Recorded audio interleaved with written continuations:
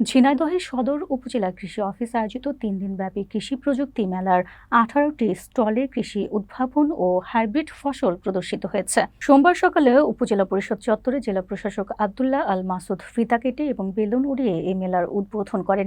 উদ্বোধনী অনুষ্ঠানে police super Mahfuz Afzal, জেলা কৃষি সম্প্রসারণ অধিদপ্তরের উপপরিচালক কামরুজ্জামান, সদর উপজেলা কৃষি কর্মকর্তা নূরে নবী সহ অন্যান্য অতিথিরা উপস্থিত ছিলেন। মেলা সদর উপজেলা কৃষি অফিসের আয়োজনে অনুষ্ঠিত হচ্ছে এবং সোমবার থেকে শুরু হয়ে বুধবার পর্যন্ত চলবে। এই ৩ দিন মেলার সরকারি বিভিন্ন দপ্তরের সঙ্গে সঙ্গে কৃষি উদ্যোক্তাদের ১৮টি স্টল স্থান পেয়েছে। প্রতিটি স্টলে কৃষি ও কৃষকের ফসল উৎপাদনের জন্য আধুনিক প্রযুক্তি প্রদর্শন করা হয়েছে। এছাড়া কৃষকদের জন্য হাইব্রিড জাতের বিভিন্ন ফসল প্রদর্শন করা হয়। স্টলগুলোতে কৃষকদের প্রযুক্তি ব্যবহার, উন্নত ফসলের চাষাবাদ ও উৎপাদন বিষয়ে পরামর্শ দেওয়া হচ্ছে। মেলার মাধ্যমে কৃষকরা আধুনিক প্রযুক্তি ব্যবহার করে ফসল উৎপাদন বাড়ানোর সুযোগ পাবেন এবং নতুন উদ্ভাবিত কৃষি পদ্ধতি সম্পর্কে জানার পাশাপাশি স্থানীয় কৃষি কর্মকর্তাদের সঙ্গে সরাসরি পরামর্শের সুযোগ পাবেন। এ ধরনের মেলা কৃষি উন্নয়ন ও উৎপাদিত বৃদ্ধিতে গুরুত্বপূর্ণ ভূমিকা রাখে এবং স্থানীয় কৃষকদের জন্য শিক্ষামূলক ও প্রেরণাদায়ক একটি আয়োজন হিসেবে স্বীকৃত।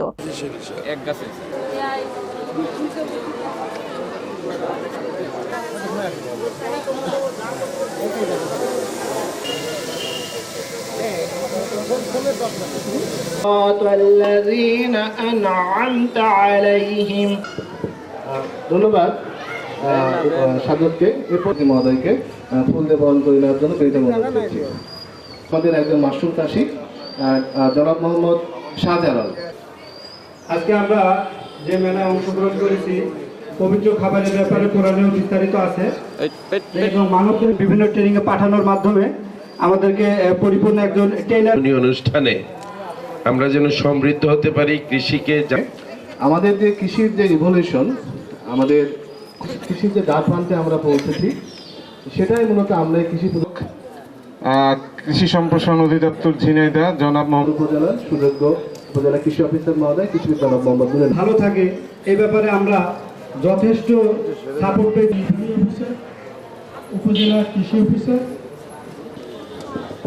যশোর অঞ্চলের টেকসই কৃষি সম্প্রসারণ প্রকল্পের আওতায়